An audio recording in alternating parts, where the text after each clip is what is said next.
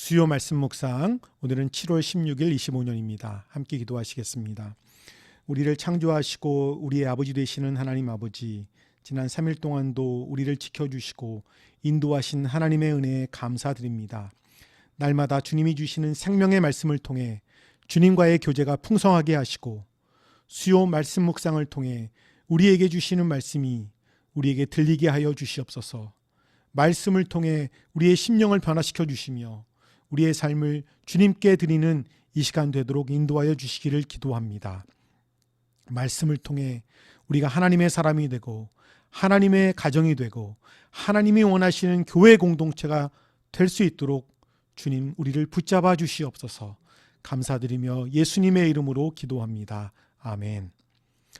오늘부터 데살로니가전서 말씀을 함께 묵상하고자 합니다. 오늘은 1장 1절부터 10절까지의 말씀입니다. 함께 읽겠습니다. 바울과 실루아노와 디모데가 하나님 아버지와 주 예수 그리스도 안에 있는 데살로니가 사람의 교회에 이 편지를 씁니다. 은혜와 평화가 여러분에게 있기를 빕니다. 우리는 여러분 모두를 두고 언제나 하나님께 감사를 드립니다. 우리는 기도할 때에 여러분을 기억하고 있습니다. 또 우리는 하나님 우리의 아버지 앞에서 여러분의 믿음의 행위와 사랑의 수고와 우리 주 예수 그리스도께 둔 소망을 굳게 지키는 인내를 언제나 기억하고 있습니다. 하나님의 사랑을 받은 형제자매 여러분, 우리는 하나님께서 여러분을 택하여 주셨음을 알고 있습니다. 우리는 여러분에게 복음을 말로만 전한 것이 아니라 능력과 성령과 큰 확신으로 전하였습니다. 우리가 여러분 가운데서 여러분을 위하여 어떻게 처신하였는지를 여러분은 알고 있습니다. 여러분은 많은 환난을 당하면서도 성령께서 주시는 기쁨으로 말씀을 받아들여서 우리와 주님을 본받은 사람이 되었습니다. 그리하여 여러분은 마게도니아와 아가야에 있는 모든 신도들에게 모범이 되었습니다. 주님의 말씀이 여러분으로부터 마게도니아와 아가야에만 울려 퍼진 것이 아니라 하나님을 향한 여러분의 믿음에 대한 소문이 각처에 두루 퍼졌습니다. 그러므로 이것을 두고는 우리가 더 말할 필요가 없습니다. 그들은 우리를 두고 이야기합니다. 우리가 여러분을 찾아갔을 때에 여러분이 우리를 어떻게 영접했는지, 어떻게 해서 여러분이 우상을 버리고 하나님께로 돌아와서 살아계시고 참되신 하나님을 섬기며 또 하나님께서 죽은 사람들 가운데서 살리신 그 아들, 곧 장차 내릴 진노에서 우리를 건져주실 예수께서 하늘로부터 오시기를 기다리는지를 그들은 말합니다. 아멘. 데살로니가라는 도시는 주전 316년에 알렉산드리아 대왕의 후계자인 카산드로스가 자신의 아내 이름을 따라 지었던 도시입니다. 항구로 인해 더욱 중요한 도시가 되었지요. 로마는 마게도니아를 통치하면서 지역을 넷으로 나누었는데 데살로니가는 둘째 지역의 수도가 되었던 그런 주요한 도시였습니다. 바울은 빌립보에서 먼저 복음을 전했고 그곳에서 핍박을 받아 서쪽 데살로니가로 왔습니다. 바울이 데살로니가에서 자비량으로 사역한 점과 빌립보 성도들로부터 수차례 재정 지원을 받은 점을 볼 때에 바울은 수개월 이상 데살로니가에 머무르며 사역했을 것으로 보고 있습니다. 아쉽게도 바울은 명확히 알 수 없는 어떤 어려움으로 인해 데살로니가를 떠나야만 했습니다. 이후 바울은 베레아, 아테네, 고린도를 방문했고 고린도에 2년가량 머물며 데살로니가 전서를 기록했습니다. 오늘 본문은 감사의 서신이라고 불러도 좋으리만큼 감사로 시작됩니다. 갓 시작된 교회를 두고 떠난 사도의 노심초사했던 마음이 디모데가 전해준 소식 때문에 감사로 변합니다. 그들이 고난 중에도 믿음을 간직하고 있었기 때문입니다. 그 믿음과 사랑과 소망이 구체적인 신앙의 열매로 맺혀 있었기 때문이었지요. 우리는 누군가를 머릿속에 떠올릴 때 어떤 고백이 나오나요? 아이고 내 팔자야, 이 문제덩어리, 고민덩어리. 혹시 이런 고백이 나오면서 한숨이 쉬어지나요? 주님 앞에서 누구든 감사가 나오기를 원합니다. 또한 어느 누군가가 나를 떠올릴 때 믿음과 사랑과 소망의 역사로 구체적인 열매를 맺힌 삶을 떠올리도록 주님 앞에 우리 자신을 드리기를 원합니다. 고난을 당하고 있지만 데살로니가 성도들은 하나님의 선미님에 틀림이 없습니다. 이는 그들이 들은 복음이 말로만 전해지지 않고 능력과 성령과 큰 확신으로 함께 전해졌기 때문입니다. 그 복음을 듣고 믿었으니 그들이 하나님의 백성인 것이 분명합니다.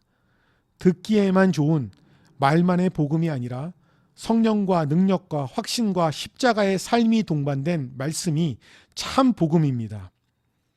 죽음의 고난을 피해 복음을 전해준 사도가 교회를 떠나야 했지만 성도들은 환난 중에도 복음을 기쁘게 받았습니다. 각처에 소문이 날 정도로 그들은 사도와 주님을 본받은 자가 되었습니다. 사도들이 주님을, 성도들은 사도들을, 마게도냐와 아가야의 교회들은 데살로니가 교회를 본받고 있습니다. 주의 말씀과 하나님을 향한 믿음이, 그런 소문이 마게도냐와 아가야에 끼친 선한 영향을 목격한 바울과 선교팀은 참 만족하고 감사하는 그런 말씀입니다. 우리는 주께서 가신 삶의 길과 그분을 위해 고난과 순교의 길을 간 신앙 선배들의 길을 따라갑니다. 그럴 때 우리도 다른 성도들에게 모델이 되어 선한 영향력을 끼치고 살 수 있습니다. 우리는 우리의 어떤 후배 그리스도인들에게 어떤 모델이 되고 있습니까? 희생과 봉사는 없고 말만 많은 선배, 남은 쉽게 정죄하고 판단하고 비난하는 선배로 기억되고 싶으십니까? 아니면 우리가 처한 상황에서 주님의 말씀을 묵묵히 따르며 신앙과 인격이 성장한 모습의 선배, 진심으로 교회를 사랑하고 섬기며 사랑으로 교우들을 섬기고 목회자를 도와 교회를 이끈 선배로 기억되고 싶으십니까?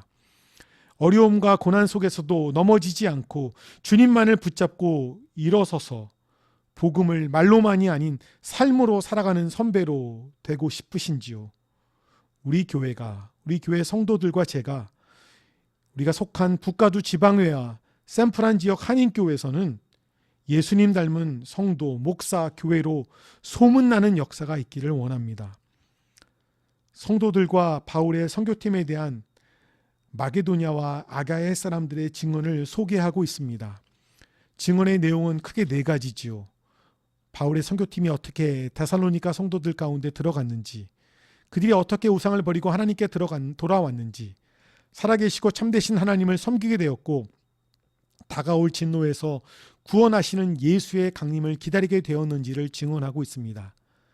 참으로 진정한 회심은 삶의 방식, 라이프 스타일에 있어서 획기적인 변화를 가져옴을 본문은 우리에게 보여줍니다. 그들은 살아계신 하나님을 만난 후 그분을 섬기기 위해 우상을 버렸습니다. 이제 그들의 소망은 그의 아들 예수님께서 강림하여 영원히 구원하신 날을 보는 것입니다. 돌아서고 섬기고 기다리는 삶, 이것이 성도의 과거와 현재와 미래입니다. 우리에게 진정한 회심의 모습이 있습니까? 성령님께서 역사하셔서 진정한 회심의 열매가 우리에게 넘치기를 주님의 이름으로 축복합니다. 같이 기도하시겠습니다. 사랑의 하나님, 우리가 다른 사람을 생각할 때마다 감사가 넘치는 삶이 되도록 인도하여 주시기를 기도합니다. 또한 우리의 신앙과 인격의 성장으로 다른 사람들이 우리를 떠올릴 때마다 감사가 넘치는 삶 되도록 인도하여 주시옵소서. 우리가 주님의 말씀을 묵묵히 따르며 신앙과 인격이 성장한 모습의 선배가 되게 하여 주시고 진심으로 교회를 사랑하고 섬기며 사랑으로 교우들을 이끌고 목회자를 도와 교회를 섬긴 선배의 모습을 보이도록 우리를 주장하여 주시기를 기도합니다. 어려움과 고난 속에서도 넘어지지 않고 주님만을 붙잡고 일어나서 복음을 말로만이 아닌 삶으로 살아가 지역사회에 선한 영향력을 미치는 우리가 되도록 인도하여 주시옵소서. 진정한 회심의 열매들이 우리의 삶에서 맺혀지는 그러한 우리의 삶이 되기를 소원합니다. 28일부터 있는 멕시코 선교를 통해 복음이 전해지고 하나님의 나라가 확장되는 귀한 시간이 되기를 기도합니다. 나머지 3일도 성령 충만하여 주님의 기쁨이 되기를 소원하며 예수님의 이름으로 기도합니다. 아멘.